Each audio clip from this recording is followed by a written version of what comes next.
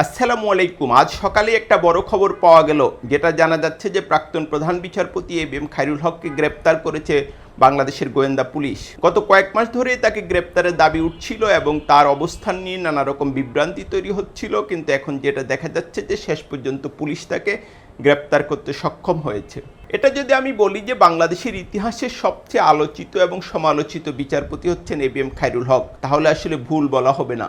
এবং শেখ হাসিনা যে দীর্ঘ 15 বছর বাংলাদেশ শাসন করেছেন, এটার একটা অন্যতম প্রধান স্থপতি হচ্ছেন এবিএম খায়রুল হক। বিশেষ করে নির্বাচন ছাড়া, নির্বাচন বলতে নামমাত্র নির্বাচন কিংবা পাতানো নির্বাচনে শেখ হাসিনা যেন ক্ষমতায় থাকতে পারেন, সে ব্যবস্থাটা উন্মুখ করেছিলেন খায়রুল হক, এবং এক্ষেত্রে তিনি মুখ্য বা প্রধান ভূমিকা রেখেছিলেন।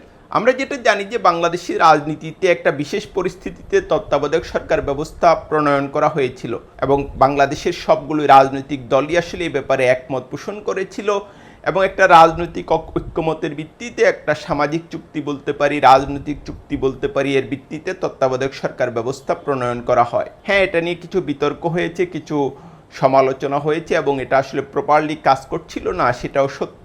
এবং আরেকটা কথা উল্লেখ করা দরকার যে আওয়ামী লীগের শাসনামলে সংবিধান সংশোধনের জন্য যে কমিটি হয়েছিল, সেইখানেও আসলে আওয়ামী লীগের সব নেতাই মত দিয়েছিলেন যে তত্ত্বাবধায়ক সরকার ব্যবস্থাটা যেন বহাল রাখা হয়। কিন্তু আমরা যেটা দেখি যে এবিএম খায়রুল হক তার এক বিতর্কিত রায়ে তত্ত্বাবধায়ক সরকার ব্যবস্থাটা বাতিল করে দেন। সেটার একটা বলা, এখন যদি বলি উনি একাই করেছেন, সেটা একটা প্রশ্ন দেখা দিতে পারে, কিন্তু যেটা সিনারিও তাতে বোঝা যায় যে এক্ষেত্রে তার ভূমিকায় ছিল মুখ্য এবং প্রধান। আমরা যেটা দেখি যে ত্রয়োদশ সংশোধনী মামলা আপিল বিভাগ বেশ কয়েকজন সিনিয়র আইনজীবীকে এমিকাস কিউরি হিসেবে নিয়োগ দেয়।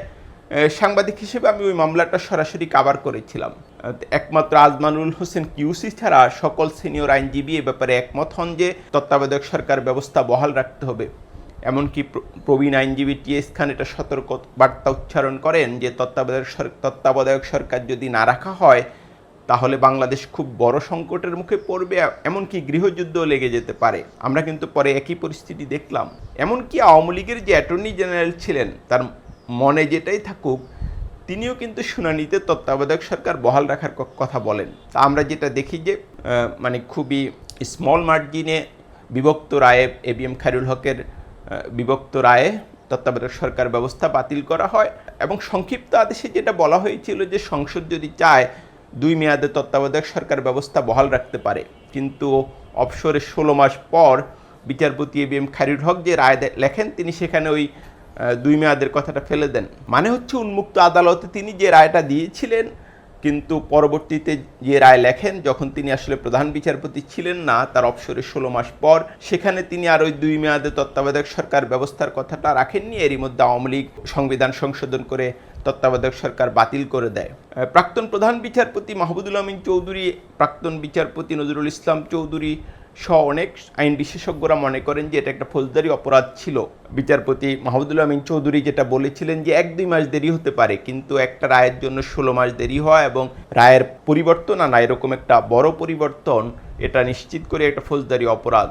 শুধু যে এই মামলার রায় নয়, আমরা যেটা দেখি যে অনেকগুলি রায়ে অপ্রাসঙ্গিকভাবে রাজনীতিকে টেনে এনেছিলেন এবিএম খায়রুল হক। তিনি একটা সিনেমা হলের মামলা নিষ্পত্তি করতে গিয়ে 5ম সংশোধনী অবৈধ ঘোষণা করেন। তার পরবর্তীতে আমরা যেটা দেখি যে বিভিন্ন রায়ে তিনি অহেতুক রাজনৈতিক বিতর্ক তৈরি করেন, এবং মানুষের যে মৌলিক অধিকার প্রাপ্যতা, এটাও আসলে অনেকটা সংকুচিত করেন তিনি তার একাধিক রায়ে। আগাম জামিনের ব্যবস্থাটা মোটামুটি বন্ধ করে দেন। বিচারপতি খায়রুল হক অবশ্য পুরস্কারও পেয়েছিলেন। পরবর্তীতে তিনি আইন কমিশনের চেয়ারম্যান হন, তবে অনেকেই ধারণা করেছিলেন যে তিনি হয়তো রাষ্ট্রপতি হবেন।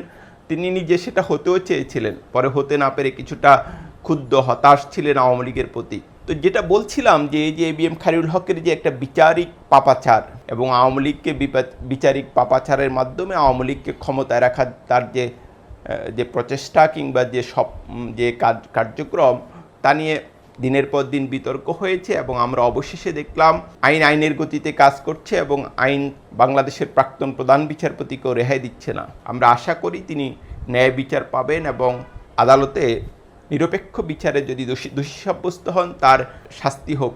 কেউ যেন বিচার বিভাগকে ব্যবহার করে রাজনীতিকে প্রভাবিত করতে না পারেন, কেউ যেন জনগণের ভোটাধিকার হরণ করতে না পারেন, সে ব্যাপারে সবাই যেন শিক্ষা নেয়।